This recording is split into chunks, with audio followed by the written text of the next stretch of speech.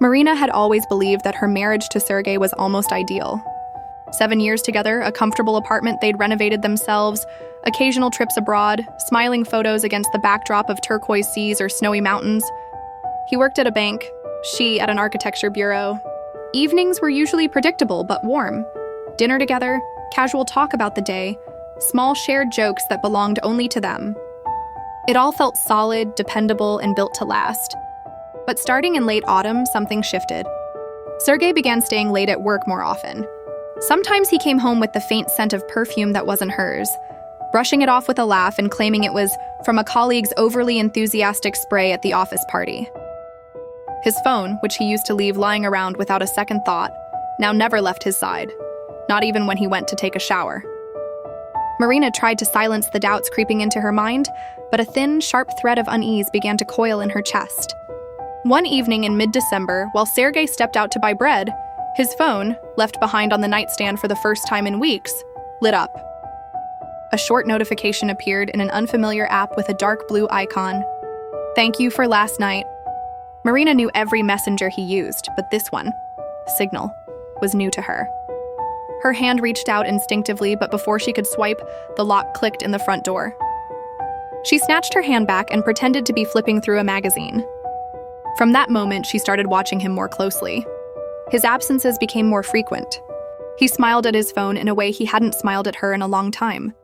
She began quietly checking his pockets when she did the laundry, finding cafe receipts from places they'd never been together, and movie tickets, despite his claims that he hated crowded theaters. On the eve of New Year's, Sergei announced he'd have to travel to a nearby city for an important meeting. Marina nodded, but inside something broke. Half an hour after he left, she ordered a taxi and gave the driver an address she had memorized from one of those receipts. It led her to a small hotel on the edge of the city.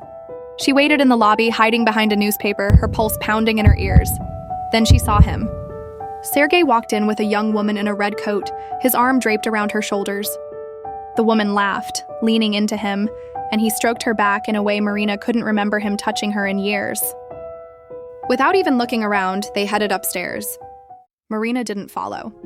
She stepped outside into the cold night, drawing in a deep breath of frosty air, feeling a strange, icy clarity settle over her. She didn't cry, not then. The tears came later, at home, when she stood in their quiet kitchen, staring at the holiday decorations they had hung together only a week earlier. The next day, without a word, she packed his clothes into a suitcase and set it by the door. When Sergei finally returned that evening, she was sitting at the table with her phone in hand. She didn't shout, didn't accuse, she simply turned the screen toward him. It showed a photo she had taken at the hotel, his arm around the woman in red. He froze, then opened his mouth to say something, but she cut him off. "No explanations," she said softly. "Not anymore." Sergei tried anyway, babbling about misunderstandings and just a colleague, his voice trembling under her silence. But the words bounced off her like rain on glass.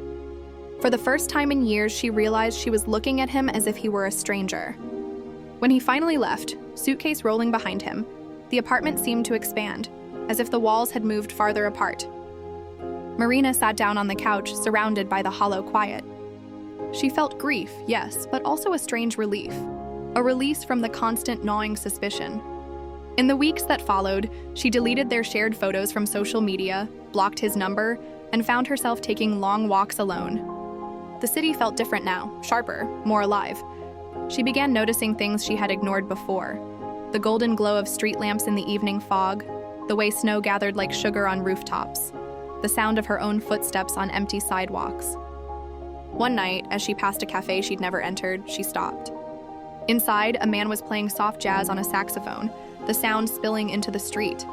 She went in, ordered tea, and sat listening, letting the music fill the spaces inside her that Sergei's betrayal had hollowed out.